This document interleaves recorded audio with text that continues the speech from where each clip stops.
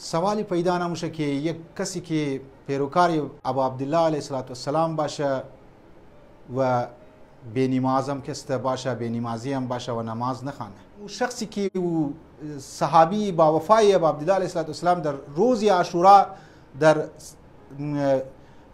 جنگ که شروع بود، در اونجی امام حسین را یاد نماز میدم که آقا نماز وقت شده بیا نماز بخوانیم. امام حسین دعا مونه که واقعا تو مرا توجه دلاو دادی به طرف نماز. لذا یکی از پیغام نکته تربیتی کربلا او نماز است. سروران عزیز، اگر ما میخوایم نظر بدیم نماز نبود واقعا قبول نمیشه، این جای شکی نیه.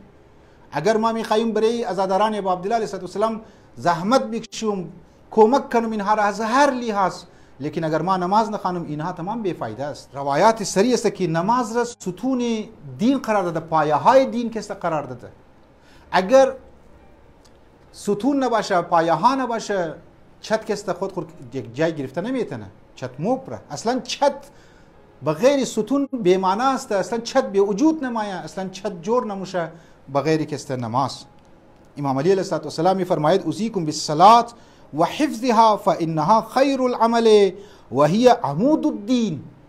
نماز خو باید حفظ کنین. ما شما وصیت مونم به ازی که بالصلاة، به نماز، و حفظ الصلاة، و حفظ نماز را. فانها خیر العمل، این بسیار نیکو و بهترین عمل است در نزد پروردگار عالم. و هی عمود الدین، ای ستونهای دین نماز است. ما ماتم هم اگر کنم، اگر نماز نبود دیگه کار ما ساخته است. زنی ما وقت خو ضایع کردم برای ماتم، برای نوها، برای کارهای دینی پیش کدو. ما برم نظر بدم، ما اگر نماز نبود هیچی هم هسته. پیامبر امام باقر علیه السلام ما 5 چیز را بنیاد اسلام قرار میده، 5 چیز را ستون دین قرار میده، 5 چیز را که است از پایه های دین که قرار میده. اگر 5 چیز نباشه اصلا دین به وجود نیست، دین اصلا وجود نداره، دین اصلا نیه.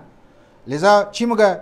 بنی الاسلام علی 5، بنای اسلام، بنیاد اسلام، اساس اسلام در 5 چیز است. یک الصلاة، نماز اولین چیز در اون میگه که نماز است. 2 و زکات، دویم که است و زکات است. و الحج، حج است.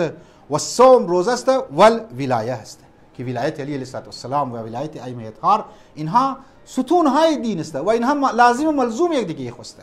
نمیشه که انسان نماز بخونه ولایت علی علیه السلام نداشته باشه. واضح اگر نماز بخونه اگر ولایت علی نداشته باشه اونجا مسئله. لیکن در مرحله ازی که تو امام باقر علیه السلام بنی الاسلام علی 5، الصلاة که است اولین چیزی که در امام در بیان مونه او نماز است. عزیزان من،